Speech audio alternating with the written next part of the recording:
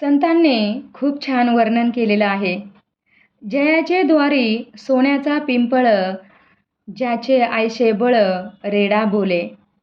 माऊलीच्या चरित्राचं चिंतन करताना मला तो पिंपळ पाहून नेहमीच प्रश्न पडला. या पिंपळाला सोन्याचा का म्हणत असतील? हा तर पिंपळासारखाच पिंपळ आहे. मग मनात आलं, माऊलींच्या जीवनातील अनेक सोन्यासारख्या घटना याच पिंपळाच्या साक्षीनं घडल्या असाव्यात. म्हणून तर त्यांना हा पिंपळ सोन्याचा वाटला असावा. हा पिंपळ त्याची साक्ष देत आजही सळसळत आहे. आध्यात्मिक दृष्टीनं साऱ्या विश्वालाच पिंपळ म्हटलं जातं. गीतेनं विश्वाला अश्वत्थ म्हणजे पिंपळच म्हटलं आहे. माऊलीनं साऱ्या विश्वालाच सुवर्णमय बनवून टाकलं. विश्व ब्रह्मची केले. हा अर्थ सोन्याचा पिंपळ या शब्दांनी सूचित होतो. त्यांचं सारं तत्त्वज्ञान या शब्दात सामावलं जातं. सोन्याचा पिंपळ हे माऊलींच्या भौतिक आणि आध्यात्मिक जीवनाचं अप्रतिम प्रतीक आहे. Doctor V. कुलकर्णी यांनी सोन्याचा पिंपळ ही कादंबरी लिहिली आणि या कादंबरीतून साक्षात माऊलींचं दर्शनच आपल्याला प्रत्यक्षात होणार आहे आणि माऊलींच्या जीवनाचं चिंतन एकत्रितपणे मोठ्या श्रद्धेनं आणि भक्तिभावानं आज आपण मिळून करणार आहोत. ज्ञानेश्वर माऊलींना वंदन करून आज आपण कादंबरीला सुरुवात करूयात. गुरुर ब्रह्मा गुरुर्विष्णू गुरुर्देव महेश्वरा गुरुर साक्षात परब्रह्म तस्मै श्री गुरुवे नमः. इंद्रायणीच्या काठी छोटंसं सिद्धेश्वराचं मंदिर होतं. मंदिराच्या एका अंगाला पिंपळ होता. गावकऱ्यांनी पिंपळाला सुरेख पार बांधला होता. मंदिराच्या मागच्या अंगाला एक पायवाट घाटाकडे जात होती. गावातले स्त्री-पुरुष घाटावर स्नानाला येत. बायका धुणे आणि पाण्याला येत असत. गावातील काहींचा नित्यनेम होता. घाटावर स्नान करायचं, सिद्धेश्वराचं दर्शन घ्यायचं आणि पिंपळाला प्रदक्षिणा घालायच्या. विशेषतः सुवासिनींचा हा कार्यक्रम ठरलेला असायचा. रुक्मिणीचाही तोच नियम होता. दिवसामागून दिवस गेले, महिने गेले, वर्ष गेली. ऊन वारा पाऊस काही असो, कडाक्याची थंडी असो, रुक्मिणीचा नियम चुकला नाही. काही सुवासिनी कार्तिक स्नानाचं व्रत घेत, काही माघ स्नानाचं व्रत घेत. तो महिना संपला की त्यांच्या व्रताचं उद्यापन होई. पण रुक्मिणीच्या व्रताला उद्यापन नव्हतं. आळंदीच्या लोकांना रुक्मिणीचं हे व्रत कशासाठी चाललंय हे काय ठाऊक नव्हतं. साऱ्यांनाच कळत होतं. काही सहानुभूती दाखवत, काहींना वाईट वाटे, काही निराश झाले होते. पिंपळाचा पार झिजून काही उपयोग नाही. सिद्धेश्वरसुद्धा प्रारब्ध पालटू शकत नाही असे ते म्हणत. पण रुक्मिणीच्या व्रताला खंड नव्हता. तिलाही आशा नव्हती. हे घरातून निघून गेले. त्यांनी कोणा महापुरुषाकडून संन्यास दीक्षा घेतली ही वार्ता तिनंही ऐकली होती. अशा रीतीनं ज्यानं संसार सोडला तो थोडाच परत येणार आहे हे तिलाही पटत होतं. मनानं तिनं स्वीकारलं होतं. इतकंच की ते परत येतील असं ती मनोराज्यातही चिंतित नव्हती. तो विचारही तिनं सोडून दिला होता. तरीही व्रत मात्र आचरित होती. व्रतासाठी व्रत, त्याचं फळ ती अपेक्षितही नव्हती. शेजारणी पाजारणी तिला म्हणत, किती वर्ष तो पार झिजवणार आहेस बाई? सिद्धेश्वर काही पावत नाही तुला. काहींनी म्हटलं, देवाला साकडं घातलं पण तो देव फार कठोर झाला आहे बाई. काहींनी म्हणावं, रुक्मिणी तुझा संसार संपला ग बाई. आणि एखादीने ठसक्यात कठोर आघात करावा. आता हे सवाष्ण काय नि विधवा काय सारखेच नि पदर तोंडात धरून धरून खुदकन हसायच्या. पण रुक्मिणीनं कोणाला उत्तर दिलं नाही, कुणाचं ऐकलं नाही, कुणाचं बोलणं मनावर घेतलं नाही.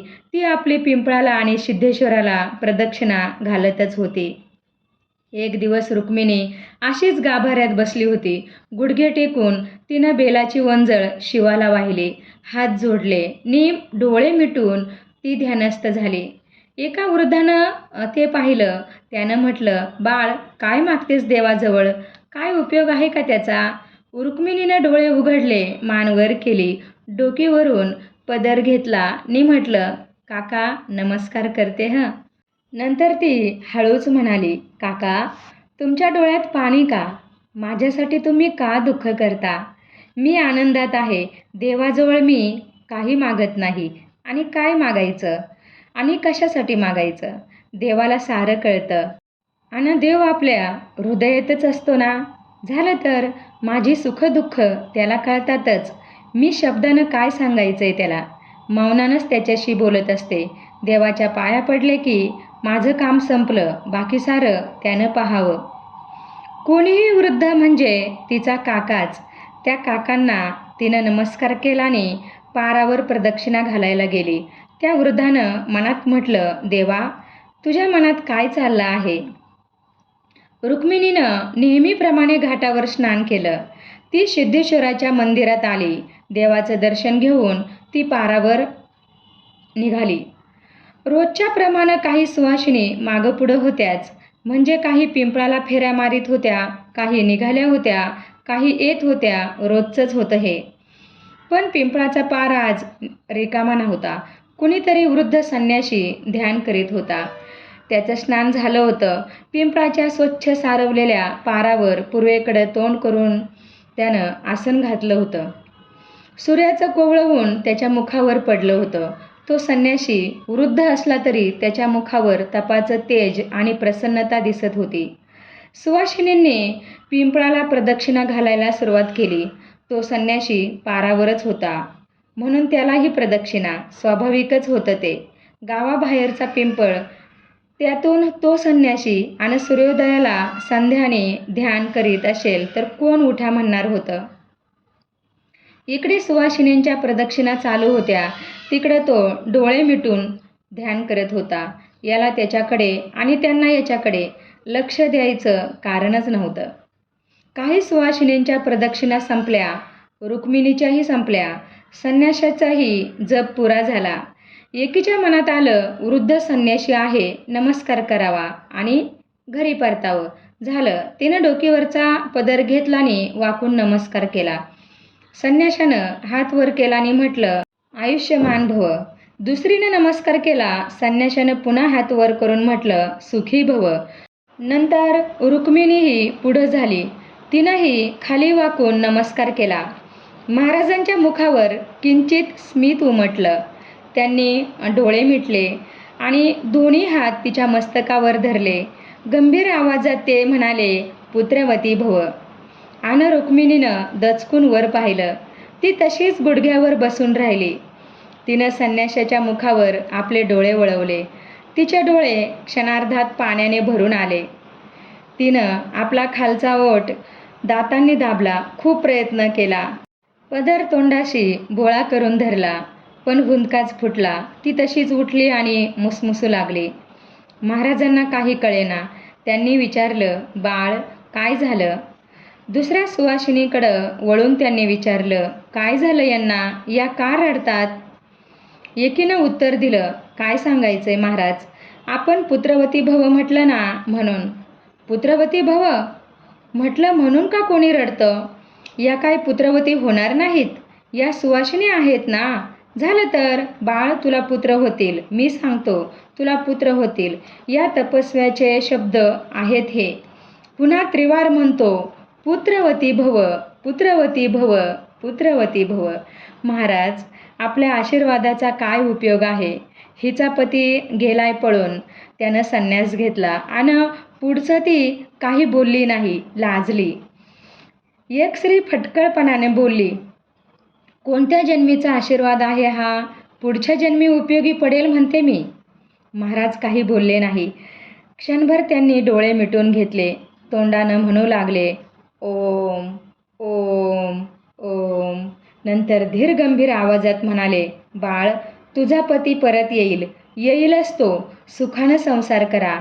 तू पुत्रवती होशील. मी बोलत नाही हे. आदिनाथ सिद्धेश्वरानं माझ्या मुखानं तुला आशीर्वाद दिला आहे. हा अश्वत्थ याला साक्ष आहे. त्या संन्याशानं त्या पिंपळाच्या झाडाकडे वर बोट केलं. सुवासिनींनी रुक्मिणीच्या पाठीवर हात फिरवला. तिच्या खांद्याला धरलं. तिचं तोंड वळवलं आणि म्हटलं, पुन्हा पाया पड महाराजांच्या. कुणी सांगावं, तुझ्या व्रताचं फळ मिळायचं असेल एखाद्या वेळी. रुक्मिणी तशी शांत होती. तिचं मुख तसं काही उजळलं नाही. मुखावर निराशाच होती. पण विठ्ठलपंत येतील या कल्पनेनं त्याचं तीव्र स्मरण तिला झालं आणि मुखावर लज्जाही पसरली. डोळ्यात आशा आणि निराशा एकाच वेळी तेवत होती. ती पुढं झाली आणि तिनं पुन्हा खाली वाकून महाराजांना नमस्कार केला. विठ्ठलपंत समोर उभे राहिले.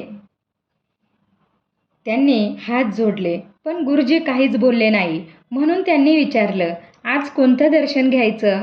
सांख्य, योग की वेदांत? गुरुजींनी नुसती मान हलवली. मग उपनिषद, केन का कट? गुरुजींनी पुन्हा मान हलवली. मग शांकरभाष्य की ब्रह्मसूत्र? मग गुरुजी केवळ मान हलवीतच राहिले. विठ्ठलपंत चकित झाले. मग त्यांनी म्हटलं, आपण सांगावं, एखाद्या सूत्रावर किंवा सूक्तावर काही चर्चा करायची आहे का? गुरुजींनी तरीही मानेनं नाहीच म्हटलं. विठ्ठलपंत तसेच हात जोडून उभे राहिले. त्यांच्या डोळ्यात डोकावले. आज गुरुजींच्या मनात आहे तरी काय? विठ्ठल, तू विद्वान आहेस. वेद, उपनिषद, गीता, ब्रह्मसूत्र, दर्शन, भाष्यकार हे सारे तू कोळून प्यायला आहेस. तू शुद्ध चरित आहेस. ज्ञान आणि तपस्या तुझ्या ठायी एकवटली आहे. गुरुजी, आज आपण हे काय बोलत आहात? विठ्ठल, माझ्या प्रश्नाचं साधं सरळ उत्तर तू दे. मी यात्रा करीत असताना आळंदीला गेलो होतो. विठ्ठलपंतांनी मान खाली घातली. तिथं पिंपळाच्या पारावर मी ध्यान करीत बसलो होतो. एका सुवासिनीनं मला नमस्कार केला. मी तिला पुत्रवती भव म्हणून आशीर्वाद दिला. माझा आशीर्वाद व्यर्थ जाईल का? गुरुजी, ती सुवासिनी म्हणजे? विठ्ठल, दुसरी तिसरी कुणी नाही, रुक्मिणी, तुझी रुक्मिणी. विठ्ठल, त्या गोड मुलीला टाकून तू इथं कसा आला? कशासाठी? मी सारी चौकशी केली. पण गुरुजी, मी आता संन्यास घेतलाय. गुरुजी हसत म्हणाले, विठ्ठल, 2 प्रश्नांची उत्तरं दे. संन्यास घेण्यापूर्वी पत्नीची अनुज्ञा घ्यावी लागते. गृहस्थाश्रम सार्थ व्हावा लागतो. तू अनुज्ञा घेऊन आला होतास का? पण गुरुजी, ज्या क्षणी वैराग्य येईल त्या क्षणी सर्व टाकावं असं शास्त्र सांगतं ना. विठ्ठल, शास्त्राचे शब्द शिकलास, अर्थ ध्यानात नाही घेतलास. खरं सांग, संन्यास घेता येतो का? आणि जर घेता येईल तर संन्यास म्हणता येईल का? विठ्ठलपंत चूप राहिले. विठ्ठल, संन्यास म्हणजे काहीही टाकणं नाही. संन्यास शब्दाचा अर्थ ठेवणं असा आहे. आपली अंतरीची वृत्ती भगवंताच्या चरणावर अखंड ठेवणं, अर्पण करणं म्हणजे संन्यास आहे. असं अंतरी तैलधारावत अखंड ध्यान लागलं असेल तर घरदार काही सोडावं लागत नाही. गीतेत ज्ञेयस नित्य संन्यासी असं म्हटलं आहे. नित्य शब्दाचा अर्थ ध्यानी घे. संन्यास घ्यायचा नसतो, संन्यासात राहायचं असतं. गृहस्थ आश्रमातही. विठ्ठलपंतांना जणू नवदर्शन झालं होतं. त्यांनी झटकन पुढं होऊन गुरुजींचे पाय धरले. गुरुजींनी त्याच्या पाठीवर हात फिरवले आणि म्हटलं, विठ्ठल, माझी तुला विनंती आहे, आज्ञा आहे, अनुज्ञा आहे. काय वाटेल ते म्हण, परंतु तू परत जा. आपल्या घरी जा. इथलं तुझं अध्ययनही आता पूर्ण झालं आहे. तुझ्यासारख्या ज्ञानसंपन्न, वैराग्यसंपन्न, तपस्वी व्यक्तीनंच खरा गृहस्थाश्रम करायला हवा. गृहस्थाश्रम काय सारेच चालवतात, पण संन्यस्त वृत्तीचा हा गृहस्थ धर्म म्हणजे गीतेच्या भाषेत सुचिनी श्रीमत गेह. माझा आशीर्वाद आहे का कुणास ठाऊक, पण माझ्या मनात येतंय, कुणी योगी तुझ्या गृहस्थ धर्म स्वीकारण्याची वाट पाहत आहे. विठ्ठल काही बोलले नाही. त्यांनी पायावर मस्तक ठेवलं आणि ते आश्रमातून बाहेर पडले. घाटावर एक स्त्री कमरेवर कळशी आणि डोकीवर हंडा घेऊन आली. आल्या आल्या तिनं म्हटलं, तुम्हाला काही कळलं का? कुणी धूत होत्या, कुणी भांडी घाशीत होत्या, काही कमरे इतक्या पाण्यात उभे होते, काही बगलेत धोतरणी पंचा घेऊन घाटाच्या पायऱ्या उतरत होते. सारे तिथल्या तिथं थांबले. साऱ्यांनाच उत्सुकता होती तशी तिनं सांगितलं. की मी आत्ताच पिंपळाच्या पारावरनं येत होते. रुक्मिणी पारावर उभी होती. नवऱ्याशी बोलत होती. तिनं ठसक्यात वार्ता दिली. नवऱ्याशी? अनेक चित्कार बाहेर पडले. हो तर, सांगते काय, तिचा नवरा परत आलाय. विठ्ठलपंत आलेत. कोण विठ्ठलपंत? काय? आपले विठ्ठलपंत? अहो काय सांगताय काय? शपथ! कोण म्हणतं? कोण कशाला? आपल्या हिनं प्रत्यक्ष डोळ्यांनीच पाहिलं आहे की. बरं झालं, आनंद झाला. आनंद कसला? अहो संन्यास घेतला होता ना त्यानं. इकडे विसोबांची पत्नीही घरी आली. अहो ऐकलत का? कळशी खाली ठेवीत आणि खांद्यावरचा पिळा पाटावर टाकीत विसोबांची पत्नी म्हणाली, मी सिद्धेश्वराला गेले होते. तिथं दोघं नवरा बायको सिद्धेश्वराला नमस्कार करीत होते. दोघांनी जोडीने नमस्कार केला. मी मागच उभी होते. बायको म्हणाली, या पिंपळाच्या पारावर महाराजांनी आशीर्वाद दिला होता. आपले पाय त्याच पारावर पुन्हा दिसलेत. हे ऐकून नवरा म्हणाला, हो, पण अनेक वर्षांनी भेट झाली तर शिवमंदिरातच भेट घ्यावी असा संकेत आहे ना, म्हणून तुला आधी इथे येऊन भेटलो आहे. हे ऐकून विसोबा आपल्या पत्नीला म्हणाले, म्हणजे कोण होते ते? विठ्ठल तर नाही? हो, विठ्ठलपंतच. विठ्ठल काय घरी परत आलाय?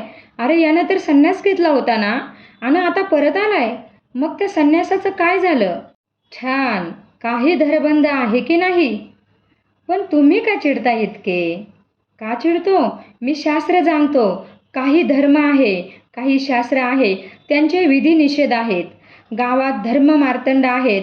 कोणीही उठावं आणि सारी पोथ्या पुराणं गुंडाळून ठेवावी. असं कसं चालेल? अहो तुम्ही तरी काय करणार? कशाला उगीच जीवाचा संताप करून घ्यायचा म्हणते मी. कुणाच्या सोन्यासारख्या संसारात आपण कशाला विष कालवायचं? तुम्ही आम्हाला शिकू नका. आम्हाला आमचा धर्म चांगलाच कळतो.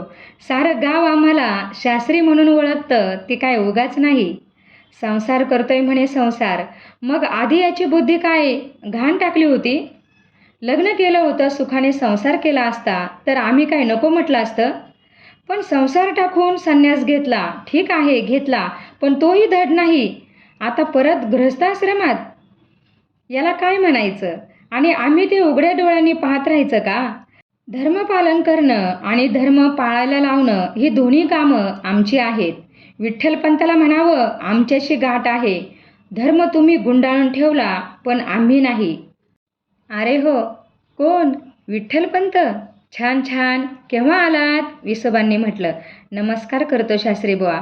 नुकताच आलो 2-3 दिवसांपूर्वी. विठ्ठलपंतांनी म्हटलं. छान छान. आम्हाला वाटलं तुम्ही आता कसले परत येता. आता तुम्ही हिमालयातच असायचे. विठ्ठलपंत काही बोलले नाही, नुसतेच हसले. बाकी तुम्ही केवढे धीराचे. मनात वैराग्य आलं त्या क्षणी संन्यास घेतलात. उगीच नाही, संन्याशी पूज्यनीय. स्वामी महाराज, अहो आता वयाचा प्रश्न राहिला कुठं? तुम्ही आमचे विठ्ठलपंत राहिलातच कुठं?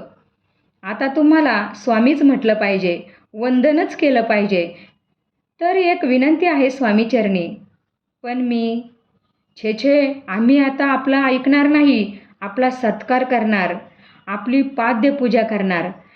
एवढा मोठा कडकडीत वैराग्य संपन्न संन्याशी गावात 2 दिवस आला आणि आम्ही पूजा केल्याशिवाय सोडू का? आपली चांगली पाद्यपूजा झाली पाहिजे, अगदी सारे गावकरी एकत्र करून. शास्त्रीबुवा, मी परत नाही जाणार. मी पुन्हा गृहस्थाश्रम स्वीकारणार आहे. विठ्ठलपंतांनी सरळ सांगून टाकलं. विसोबा मोठ्याने हसले. छान छान. आवडला आपला विनोद विचार. सुरेखच. स्वामीजी, विनोद सोडून द्या. आमच्या सोयीसाठी सांगा. परत कधी जाणार आहात? काशीला जाणार की ऋषिकेशाला? आपल्या निरोपाचा दिवस कधी ठरवायचा? विठ्ठलपंत म्हणाले, ऋषिकेशही नाही आणि हरिद्वारही नाही. मी आळंदीतच राहणार आहे. ठीक आहे स्वामीजी, आपण आळंदीतच राहा. आम्ही आपल्याला मठ बांधून देऊ. मठाची मला गरज नाही. बरोबरच आहे, संन्याशाला कशाचीही गरज नसते. करतल भिक्षा तरुतल वास. शास्त्रीजी, मी संन्यास सोडलाय. छान छान विठ्ठलपंत, हाही विनोद मला खूप आवडला. अहो, संन्याशानं सारं काही सोडायचं असतं. संन्यास सोडता येतो का कधी? आता तुम्ही पुष्कळ सोडू पाहाल. आम्ही तुम्हाला सोडू देणार नाही. ही तुम्हालाही नाही. तुम्हाला लाजिरवाणी गोष्ट आहे. छे छे, आता परत फिरणे नाही. सती जाणं आणि संन्यास घेणं सोपं नाही. सतीची वस्त्र घेण्यापूर्वी विचार करायचा. संन्यास घेण्यापूर्वी विचार करायचा. इथं एक मार्गी चाल आहे, परतीची चाल नाही. याचा तुम्ही आधी विचार केलेला असणारच. तेव्हा आता तुम्ही म्हणाल मी परत येतो, तरी आम्ही तुम्हाला कसं परत येऊ देऊ? अहो लोकच काय, पण तुम्ही दोष द्याल आम्हाला. म्हणाल आम्ही धर्मभ्रष्ट होतो, आपण आम्हाला सावरलं नाही. आम्ही शास्त्री आहोत. छे छे छे, तुम्ही पुष्कळ धर्मभ्रष्ट होण्याची कल्पना कराल, पण आम्ही आहोत ना, आम्ही तुमचा तोल जाऊ देणार नाही. तुम्ही काळजी करू नका. आम्ही तुम्हाला परत काशीला किंवा ऋषिकेशलाच पाठवू. विठ्ठलपंतांच्या ध्यानात आलं की यांची हिताची भाषा वरवरची आहे, मनात वेगळंच धुमसत आहे.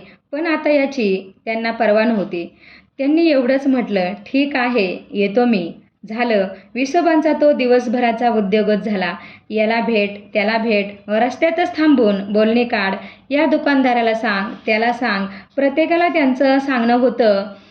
विठ्ठलपंतांनी धर्म बुडवला आहे. कलियुगातलं घोर पाप आहे.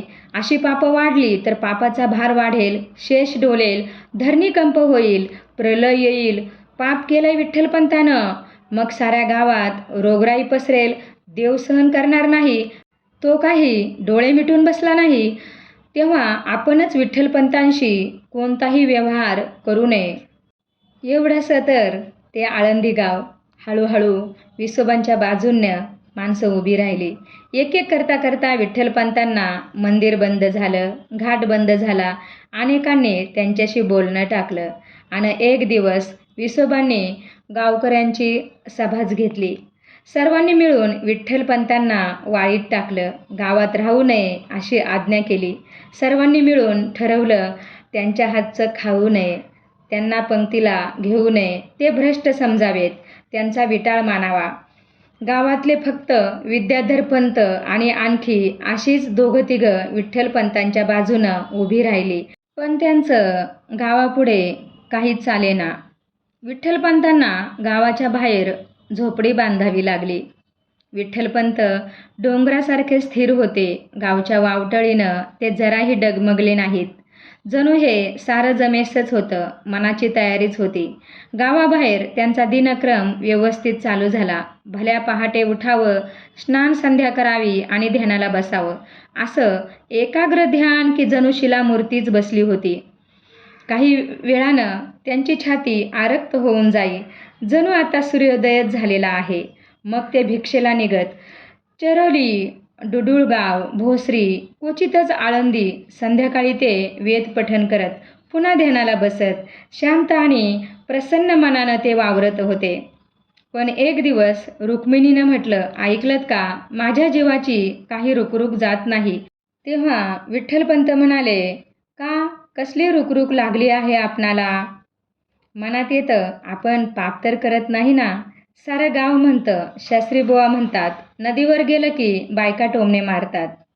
विठ्ठलपंत म्हणाले, आपण कुणाकडेही लक्ष देऊ नये. आपण निंदा आणि स्तुती दोघीही एकाच पंक्तीला बसवाव्यात. ते आकाश पाहिलं, त्याला कसलाही लेप लागत नाही. आपल्या मनालाही तीच शिकवण द्यावी. मला कळत नाही, पण मनात येतं, भिंतीला टेकलं की पाठीवर रंग लागतो. आपल्याला दिसत नाही, पण इतर म्हणतात. आपलं वस्त्र मलिन झालं आहे, मग ते धुवायला नको का, की त्यांच्याकडं दुर्लक्ष करायचं? विठ्ठलपंत हसले. म्हणजे लोकांच्या सांगण्यानं तुमच्याही मनात येऊ लागलं आहे की आपण पाप केलं आहे, प्रायश्चित्त घेतलं पाहिजे, असंच ना? हां. विठ्ठलपंत क्षणभर काहीच बोलले नाही. त्यांनी डोळे मिटून घेतले. नंतर ते म्हणाले, आम्ही आपल्या बोलण्याचा अंतर्मुख होऊन विचार केला, पण आमची विवेकबुद्धी ती स्वीकारत नाही. अहंकारनी वासना यातून काही कर्म घडलं तर ते पाप. मी हे सारं ईश संकेत म्हणून स्वीकारलं आहे. निरहंकारितेने समोर जाणं एवढंच मला कळतं. शुभ की अशुभ अवघं त्या भगवंतालाच ठाऊक. विश्वचालक तो. आम्ही शुष्कपर्णाप्रमाणे जीवन त्याच्यावर सोडून दिलं आहे. तो वायू, आम्ही त्याच्या लहरीबाहेर नाही. रुक्मिणी काहीच बोलली नाही. मेघाचं अंग कसं हलकं असतं, अगदी वाऱ्यावर ते तरंगत असतं.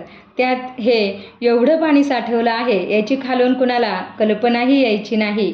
रुक्मिणी तशीच वावरत होती. वावरत नव्हती, तरंगत होती जणू. ती चालत नव्हती, हलत होती.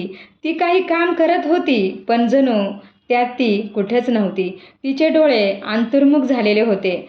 जणू त्यांना पापणीच्या उंबरठ्याबाहेर पाऊल घालायचं नव्हतं. विठ्ठलपंतांनी ती अवस्था पाहिली आणि त्यांनी म्हटलं, रुक्मिणी.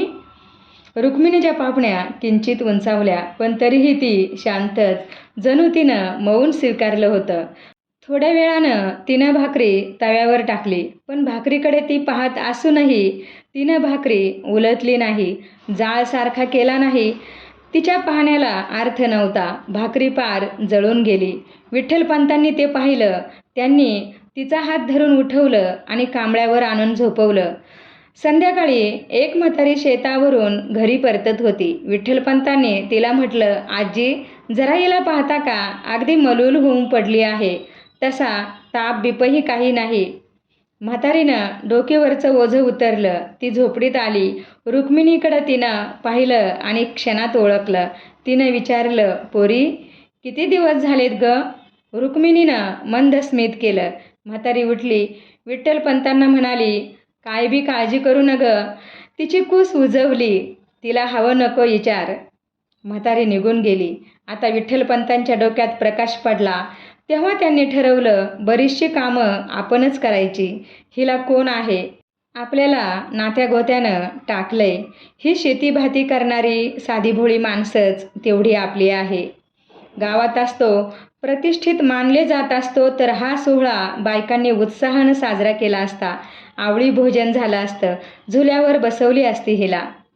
ते जाऊ दे, त्या वाचून काही अडलं नाही, पण तिला आपण परिश्रमाचं काम पडू देता कामा नये. आणि प्रचंड ग्रंथ वाचनानं त्यांच्या हेही ध्यानात आलं की रामानं सीतेला डोहाळे विचारले होते. आपणही विचारायला हवेत. त्या आजीनंही तेच सुचवलं होतं.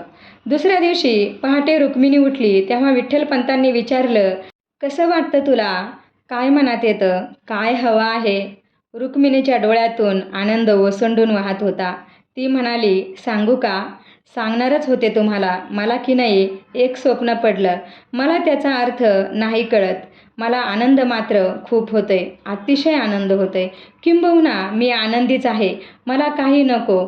हवं कशाला काही? मी पूर्ण आहे. मला दिसलं की सूर्योदय झाला आहे. बाई, सूर्योदयसुद्धा नवलाईचाच होता. सूर्य असा नाही, प्रकाश प्रकाश आणि नुसता प्रकाशाचा सागरच होता. हे सारं विश्व राहिलं नाही, सारंच प्रकाशमय झालं होतं. प्रकाशाच्या सागरात ठिणग्या तरंगत होत्या जणू. त्या सागरात ज्वलांसारखी तेजस्वी माणसं होती. त्यांच्या शरीरात हृदयाची पक्ष्यांची घरटी होती आणि सूर्योदय झाला म्हणून पक्षी गोड किलबिलाट करीत घरट्यातून बाहेर पडत होते. काही ऋषीमुनी सूर्योदयाला स्नान संध्या करायला हवी म्हणून पांथस्थ झाले होते. काय गंमत पहा. झाडं होती, घरं होती, स्त्री पुरुष होते, मी सुद्धा होते, पण कुणाकुणाला सावली म्हणून नव्हतीच. आणि स्वप्नात माझा देह कमळ झाला होता. सूर्योदय झाला तशी माझी पाकळीनं पाकळी उमलली आणि माझ्या हृदयात अडकलेली सोनेरी भ्रमर असा गुंजाराव करत बाहेर पडला. या अशा नवलयाच्या सूर्योदयाचा अर्थ काय असेल बाई? अर्थ काही असो, पण मी आनंदातच आहे. तुम्ही विचारता काय इच्छा आहे? तुमचंही नवल वाटतंय. अहो, इच्छा कसली करायची? विठ्ठलपंत फक्त हसले. ते ऐकता ऐकता ध्यानमग्न झाले. दोघंही निश्चल बसून राहिले. नंतर ध्यान विसर्जित करून विठ्ठलपंत म्हणाले, तुला साक्षात शिवसाक्षात्कार झाला आहे. तिथं कुठली आली प्रवृत्ती? सारीच निवृत्ती. हा प्रकाशाचा सोहळा तू पाहिलास. प्रकाशाविना अन्य पदार्थच नाही. निवृत्ती तर काय म्हणायचंय, कारण निवृत्त करायला प्रकाशाखेरीज अन्य पदार्थ आहेतच कुठं? पण दुसरं नाव तरी काय द्यायचं म्हणा. छोटा निवृत्ती वर्षे 1.25 वर्षाचा झाला होता तेव्हा रुक्मिणीला पुन्हा डोहाळे लागले. एक दिवस ती म्हणाली, आज काय आहे?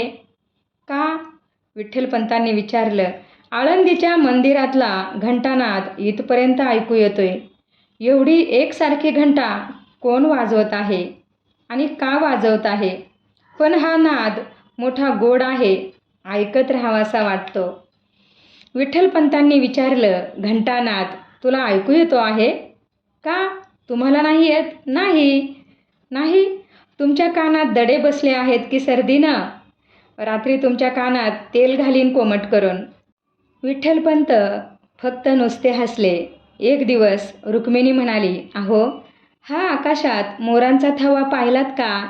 थया थया नाचतायत मोर, किती सुंदर. कुठं? आकाशात? हो, मग ते काय? बघा की. विठ्ठलपंत हसले. असतील असतील. एक दिवस तिनं म्हटलं, इंद्रायणी काठी कुणी आलं आहे का? काय गोड बासरी वाजवतंय. केव्हाशी बासरी वाजत आहे. मी ऐकते आहे. सारं आसमंत बासरीच्या स्वरांनी भरून गेला आहे. विठ्ठलपंत हसले. अहो, हसता काय? बोलू नका. नुसती बासरी ऐकत राहा. मला तर त्या स्वरलहरींचा स्पर्श जाणवत आहे. हे असं त्या दिशेला पाहिलंत ना की मला त्याचं नादशरीर दिसत आहे. तुम्ही मला वेडी म्हणाल, पण त्या बासरीच्या स्वरांचा बालकृष्ण झाला आहे असं मला वाटतंय. विठ्ठलपंत स्वतःच त्या शब्दांच्या अर्थांचं चिंतन करू लागले आणि पाहता पाहता ध्यानमग्न होऊन गेले. एक दिवस रुक्मिणी झोपेतच उठून बसली. तिनं मांडी घातली. हाताच्या बोटांनी ज्ञानमुद्रा दाखवली आणि ती झोपेतच बरळू लागली. पार्था, अरे मला शरण ये. माझे चिंतन कर. माझं ध्यान कर. माझ्यासाठी कर्म कर. मग तू पापी असलास तरी मी तुझा उद्धार करीन.